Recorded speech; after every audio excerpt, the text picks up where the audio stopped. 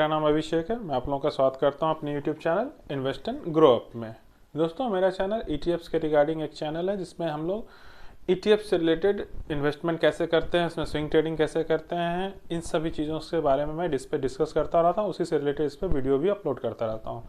जो भी मेरे नए व्यूअर्स मुझसे जुड़ रहे हैं डेली बाय डेली, उनसे मेरा रिक्वेस्ट है कि वो मेरे वीडियो सेक्शन पे जाएंगे। मेरे चैनल पे जाने के बाद मेरे वीडियो सेक्शन में जाके जो भी मैंने अब तक वीडियो उस पर अपलोड किए हैं उसको प्लीज़ पहले विजिट कीजिए, उसको देखिए। उसमें काफ़ी नॉलेजेबल सारे वीडियोस मैंने डाले हैं, ठीक है। उसमें स्विंग ट्रेडिंग कैसे करते हैं उसका भी मैंने क्लास चलाया था, जिसमें कि मैंने शायद 5 क्लास तक का वीडियो इस पर अपलोड किया है। डे 4 डे 5 तक का मैंने वीडियो अपलोड किया है, तो उसको ज़रूर आप लोग चेकआउट करें, मेरा रिक्वेस्ट है। तभी आप लोगों को इसके बारे में अच्छी सही जानकारी मिल पाएगी, ठीक है। और जो मेरे पुराने व्यूअर्स हैं वो तो देख चुके हैं, और मैं रिक्वेस्ट करूँगा जो नहीं देखें वो प्लीज़ देखें उसे। और आप लोगों से एक रिक्वेस्ट है कि मेरे चैनल्स को प्लीज़ सब्सक्राइब करें, लाइक करें, शेयर करें। जो भी इससे जुड़ना चाहते हैं, जो भी ETFs के बारे में जानकारी लेना चाहते हैं, उनको जरूर मेरे चैनल का लिंक शेयर करें ताकि वो भी मेरे चैनल से जुड़ सकें, ठीक है। चलिए दोस्तों, आज का टॉपिक हम लोग आज शुरू करते हैं। मेरा आज का टॉपिक है नेक्स्ट ईयर, यानी क्या 2024 तो लगभग अब ख़त्म होने वाला है, 2025 आने वाला है। तो मेरा ये डिस्कशन है कि देखिए, जब भी स्टॉक मार्केट में हम लोग निवेश करते हैं या इसमें निवेश करने की कोशिश करते हैं, तो हम लोग का विजन हमेशा स्टॉक मार्केट की तरह ही होना चाहिए। स्टॉक मार्केट क्या करता है कि हमेशा आगे की सोचता है, ठीक है। तो हमें भी अपना विजन बड़ा रखना होगा। तो जैसे कि 2025 आने वाला है, तो क्या 2025 में हर साल कोई ना कोई सेक्टर चलता है, कोई सेक्टर डाउन चलता है, ये आप देखते होंगे। हमेशा स्टॉक मार्केट साइकिल में चलता है। इस साल ये सेक्टर चला, अगले साल वो सेक्टर चलेगा, अगले साल वो सेक्टर चलेगा, तो ये ऐसा चलता रहता है, ठीक है। तो हम लोगों का मैंने एक विजन बनाया है कि 2025 में कौन कौन से सेक्टर में ग्रोथ आ सकती है, ठीक है। तो चलिए हम लोग आगे बढ़ते हैं, देखते हैं कौन कौन से सेक्टर में ग्रोथ आ सकती है।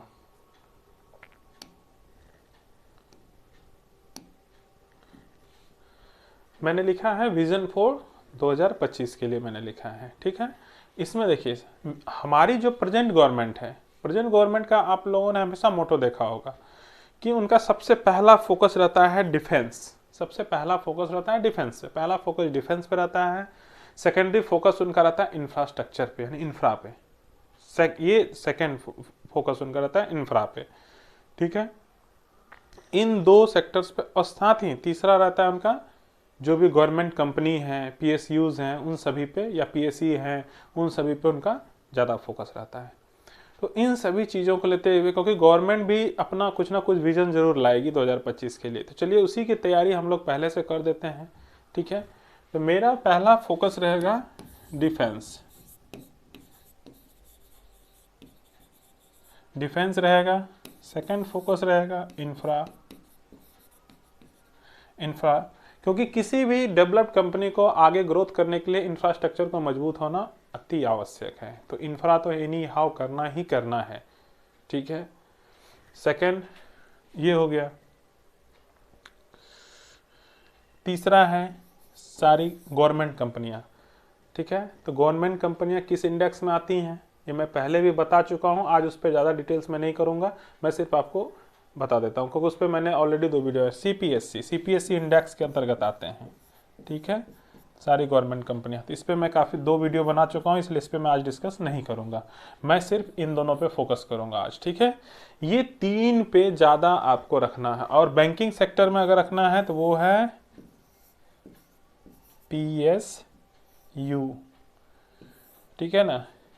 PSU बैंक बीज मैंने बताया हुआ है, ठीक है। ये PSU मैंने उसी के लिए लिखा है, ठीक है।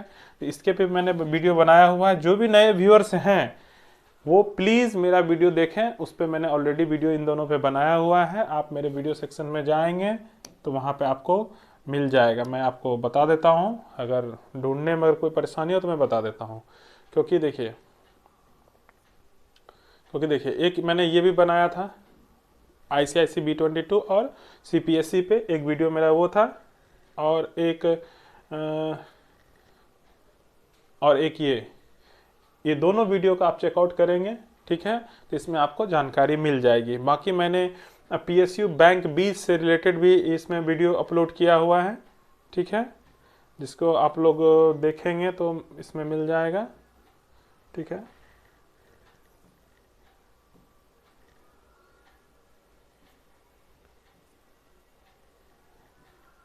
वो मैंने काफ़ी पहले ही वीडियो वो अपलोड किया था, इस पे डाला हुआ है, आप लोग प्लीज़ देख लीजिएगा। मेरे पास समय कम है, वीडियो लंबा हो जाता है, ठीक है, तो आप लोग प्लीज़ उसमें देख लीजिएगा।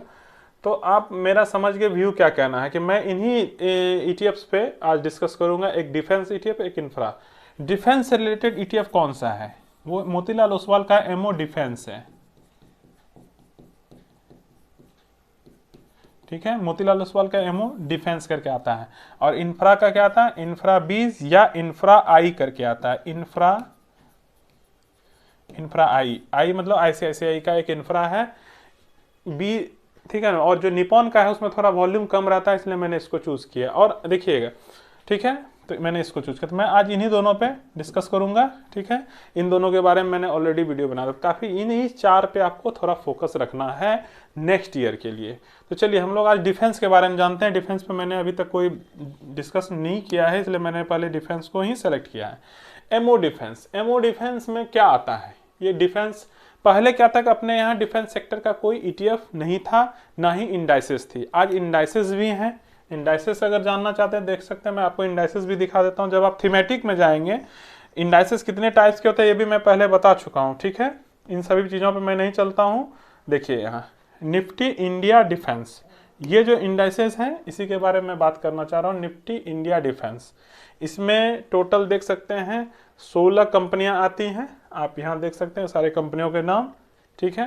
ये निफ्टी इंडिया डिफेंस जो एक इंडेक्सेस लॉन्च हुआ है उसी से रिलेटेड वो ETF है, ठीक है। तो चलिए हम लोग आगे फटाफट बढ़ते हैं, ठीक है। तो मोतीलाल ओसवाल का इंडिया डिफेंस का अगर आप लोग यहाँ पे पोर्टफोलियो देखेंगे तो इसमें भी देखिए टोटल यहाँ पे 16 स्टॉक्स आपको दिख रहे होंगे, ठीक है। और ये सारे कंपनियां हैं, ठीक है। देखिए भारत इलेक्ट्रॉनिक्स लिमिटेड, मेन इसमें सबसे ज़्यादा 3 ही कंपनियां सबसे ज़्यादा हैं। हिंदुस्तान एरोनॉटिकल्स लिमिटेड, ठीक है, हॉल, और भारत इलेक्ट्रॉनिक्स एक, और दूसरा है भारत डायनामिक्स ऑर्डिनरी शेयर। ये 3 जो है तीनों डिफेंस का रीढ़ कहा जाता है इन तीनों कंपनियों को। और इन तीनों में क्या ग्रोथ आया है नई गवर्नमेंट के रीजन में, ये आप इसके पार्टिकुलर स्टॉक्स पे जब जाइएगा, मैं चाहूँ तो यहाँ पे दिखा सकता हूँ लेकिन काफ़ी वीडियो लंबा हो जाएगा इसलिए मैं अभी नहीं दिखाऊंगा। आप इनको पर्सनली विजिट कर लीजिएगा कि इसने, हॉल ने क्या दिया है रिटर्न, ठीक है। बाकी का भी आप चेक कर सकते हैं, चाहे सोलार इंडस्ट्री, मझगांव डॉक्स है, कोचिन शिपयार्ड है, उसके बाद जेन टेक्नोलॉजीज है, इस सारे जितने भी कंपनियां हैं सबका रिटर्न काफ़ी बेहतरीन है। बट यही है कि अपने यहाँ जो ये इंडाइसेस लॉन्च हुआ है ये रिसेंट में लॉन्च हुआ, अगस्त महीने में, अगस्त 2024 में लॉन्च ही हुआ है, ठीक है। तो चलिए हम लोग अब इसके इंडेक्सेस पे चलते हैं, और सॉरी ETF पे चलते हैं। या इसका ETF कहता क्या है ETF में, वो भी देखना जरूरी है ताकि हम लोग को भरोसा, क्योंकि जब तक हम लोगों को भरोसा नहीं होता किसी ETF पे हम लोग उसमें इन्वेस्ट नहीं करते हैं, चाहे वो कितना ही अच्छा ETF क्यों ना हो। हमें पहले उसको सारे पार्ट जितने भी उसके पैरामीटर्स हैं उसको चेक करना है पहले, फिर हम लोग उसमें इन्वेस्ट करेंगे, ठीक है।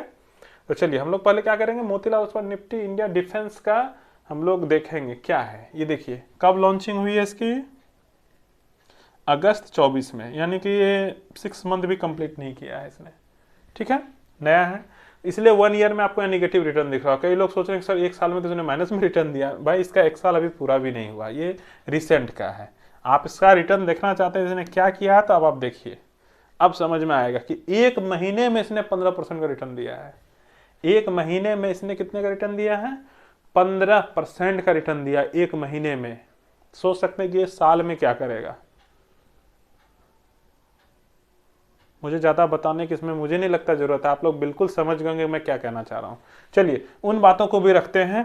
हम लोगों का जब भी कोई ETF हम लोग चूज करते हैं तो उसका बेसिक क्या होता है, एक तो अच्छा वॉल्यूम हो, उसमें अच्छा स्विंग दे, क्योंकि हम लोग स्विंग ट्रेडर हैं। हम लोगों का क्या सोच है कि हम लोग उसमें लॉन्ग टर्म में नहीं जाते हैं।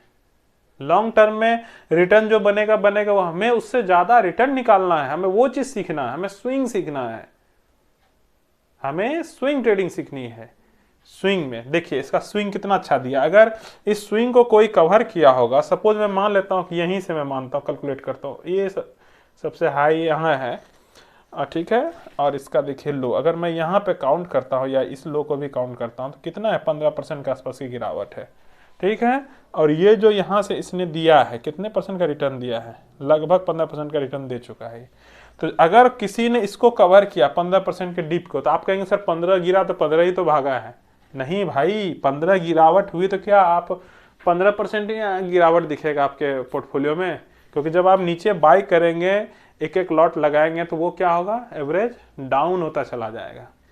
फिलहाल ये अभी नया ईटीएफ है, ज्यादा इसमें, लेकिन कई लोग तो इस स्विंग का भी फायदा उठा लेंगे। किसी ने अगर यहाँ पे इस डिप में बाय किया होगा, मान लेते हैं किसी ने यहाँ बाय किया होगा 7% के डिस्काउंट पे, तो देखिए ये तो ऑलरेडी यहाँ देखिए कितना दे चुका है, 8% समथिंग दे चुका है। ये 7% डिस्काउंट पे भी किसी ने 2 लॉट भी लगाया होगा तो यहाँ पे आराम से 3 से 4% निकाल लिया होगा। वो 4% इस डिप पे निकाल लिया होगा, 4% यहाँ निकाल लिया होगा, और यहाँ तो ये 15% दे ही रहा है। तो स्विंग का तो इसमें बहुत भंडार दिख रहा है मुझे, इतने ही समय में इसमें 2-3-4 स्विंग तो ऐसे ही दिख रहे हैं। खैर ये जब 1 साल इसका पूरा हो जाएगा इस ETF का, तो आपको एकदम क्लियर विजन दिखेगा कि इसमें कैसे स्विंग होता है। और स्विंग ये अच्छा खासा देगा। क्यों, मैं क्यों कह रहा हूं अच्छा खासा स्विंग देगा 1 साल में? मैंने इसके स्टॉक्स को देखा है, जो इसमें स्टॉक, जिस 16 स्टॉक्स इसमें इन्वॉल्व हैं, उन 16 स्टॉक्स का जब आप चार्ट को देखिएगा, मैं सारा तो नहीं दिखा सकता हूँ, ठीक है, बट आप अपने से देखिएगा, ये आपको मैं कह रहा हूँ कि आप देखिएगा कि उसमें अच्छा खासा स्विंग मिलता है। वो भी किन का, मैंने सिर्फ 3-4 स्टॉक्स नहीं देखे। क्यों, जिसका सबसे हैवी वेटेज है इसमें, मैं उसी का होल्ड देखूंगा ना। तो जिसका हैवी वेटेज है इस ETF में, मैं उसका चार्ट देखा, जब उसमें स्विंग है तो इसमें भी स्विंग आएगा। इसीलिए मैं कहता हूं कि इसमें स्विंग काफी अच्छा मिलेगा और इसका रिटर्न भी अच्छा मिलेगा। ऐसा है तो चलिए मैं आप लोगों को एक चलिए मैं इसमें हैवी वेट, इसमें तो वेटेज परसेंट, हाँ यहाँ देख सकते हैं, इसमें वेटेज परसेंटेज यहाँ लिखा हुआ, देखिए हैवी वेटेज किन का है। भारत इलेक्ट्रॉनिक्स का 21% का वेटेज है और हिंदुस्तान एरोनॉटिकल हॉल का 20% का है, ठीक है। तो ये 3 है हैवी वेटेज में। आप इन तीनों का भी चेक करेंगे ना, 1, 2, 3 सोलार इंडस्ट्रीज का, ये तीनों का आप चेक करेंगे, रिटर्न परसेंटेज इसने फ्यूचर में क्या दिया है, तो आपको समझ में आ जाएगा और इसमें स्विंग कितना है। तो उस हिसाब से आप ETF पे आप भरोसा कर सकते हैं, ठीक है। ये हो गया मेरा पहला। और दूसरा मैंने क्या कहा था, एक तो CPSE मैं पहले बता चुका हूँ, PSU पहले बता, अब रही बात इंफ्रा। चलिए हम लोग इंफ्रा पे चलते हैं, क्योंकि हमारी गवर्नमेंट, प्रेजेंट गवर्नमेंट जानते हैं डिफेंस और इंफ्रा पे ज़्यादा जोड़ देती है। और कोई भी कंट्री को अगर डेवलप करना है तो इंफ्रा और डिफेंस को मजबूत करना ही पड़ेगा, ठीक है। चलिए हम लोग अब चलते हैं इसके इंफ्रा पे। चलिए तो हम लोग इसमें देख लेते हैं कौन कौन से स्टॉक होते हैं।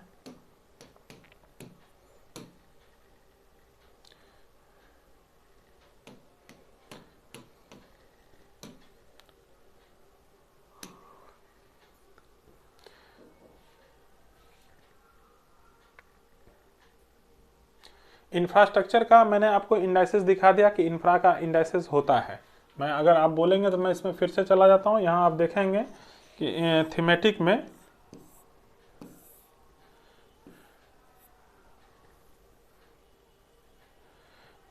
आप देखेंगे शुरू में ही, यहाँ देखिए निफ्टी इंफ्रास्ट्रक्चर, ये एक इंडाइसेस है, ठीक है, उसी से रिलेटेड ये ETF है, ठीक है।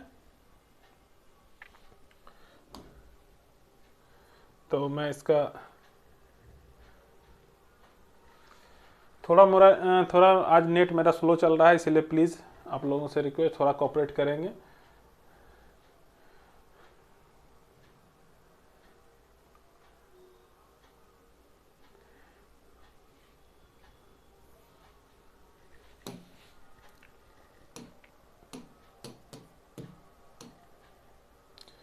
हम लोग इसका एक बार रिटर्न का स्ट्रक्चर देख लेते हैं। क्या करते हैं कि इसका, तब तक वो मैं इसका बाद में आपको स्टॉक्स दिखा दूंगा, इसमें कौन कौन से स्टॉक्स इन्वॉल्व होते हैं।